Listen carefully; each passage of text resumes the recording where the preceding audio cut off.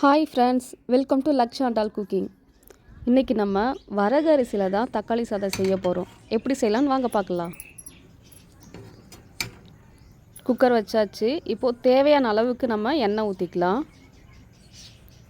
எண்ணெய் சூடாயிடுச்சு. இப்போது ஸ்பைசஸ் எல்லாம் போட்டுக்கலாம். போட்டு பொரிஞ்சு வந்துடுச்சு. இந்த நீல வாக்கில் ஒரு பெரிய வெங்காயம் கட் பண்ணி வச்சுருக்கேன், அதையும் இதற்கு கூட சேர்த்துக்கலாம். இது நல்லா கண்ணாடி பதம் வர வரைக்கும் வதக்கி விட்டுக்கலாம். இது கூடவே 2 பச்சை மிளகாவையும் ஆட் பண்ணி வதக்கி விட்டுக்கலாம்.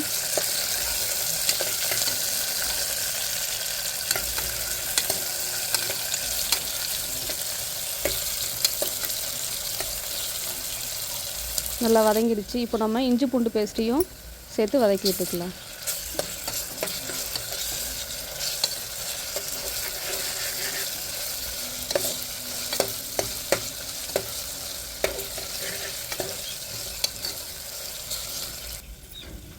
இப்போது புதினா கொத்தமல்லி அதையும் எண்ணெயிலே போட்டு வதக்கிக்கலாம். எண்ணெயில் போட்டு வதக்கும்போது ஃப்ளேவரும் நல்லாயிருக்கும். இந்த வரகரிசி தக்காளி சாதம் வந்து பார்த்திங்கன்னா லஞ்ச் பாக்ஸ் ரெசிபின்னு சொல்லலாம். இப்போது நான் அரைச்சி வச்ச 2 பழுத்த தக்காளியை இது கூட சேர்த்துக்கிறேன். நல்லா பச்சை வாசனை போகிற அளவுக்கு வதக்கிக்கலாம்.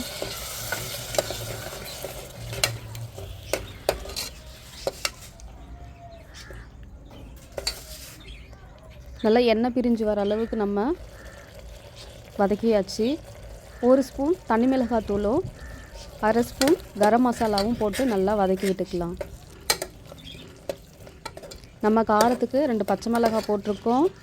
அதுக்கப்புறம் தனி மிளகாத்தூளும் கரம் மசாலா மட்டும்தான், வேறு எதுவும் நம்ம சேர்க்க போகிறது கிடையாது.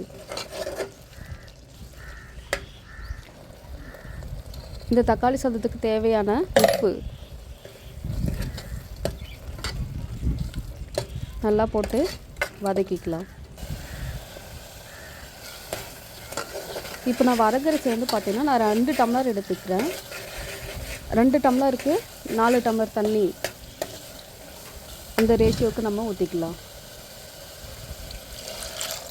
தண்ணி ஊற்றியாச்சு. தண்ணி வந்து நல்லா கொதித்து வரட்டும். அதுக்கப்புறம் நம்ம அரிசி போட்டுக்கலாம். நம்ம இப்போவே போட்டோன்னா அந்த தண்ணியில் வந்து அந்த ஃப்ளேவர்லாம் இறங்காது. நல்லா கொதித்ததுக்கப்புறம் நம்ம அரிசியை போட்டுக்கலாம்.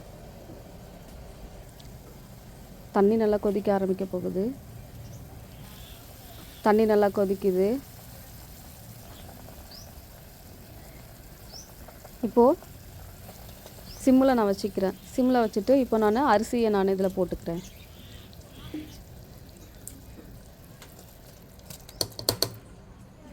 அதேமாரி வரகரிசியை வந்து அதிக நேரம் ஊற வைக்கக்கூடாது. ஒரு 10 நிமிஷம் தான் ஊற வைக்கணும். ஊற வச்சு நான் தண்ணி இருத்து வச்சுருந்தேன், அதையும் இது கூட போட்டு சேர்த்துக்கலாம்.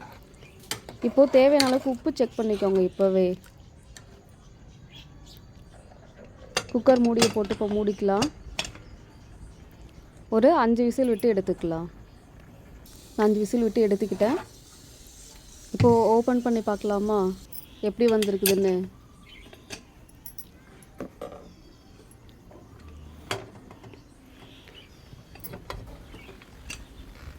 வாவ், சூப்பராக வந்திருக்கு.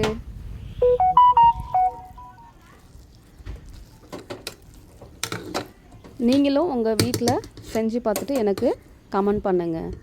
அதே மாதிரி வரகரிசியில் வந்து பார்த்திங்கன்னா உப்புமா செய்யலாம், பொங்கல் செய்யலாம். அதேமாரி குழந்தைங்களுக்கு வந்து பார்த்திங்கன்னா வரகரிசினா என்னன்னு தெரியாது.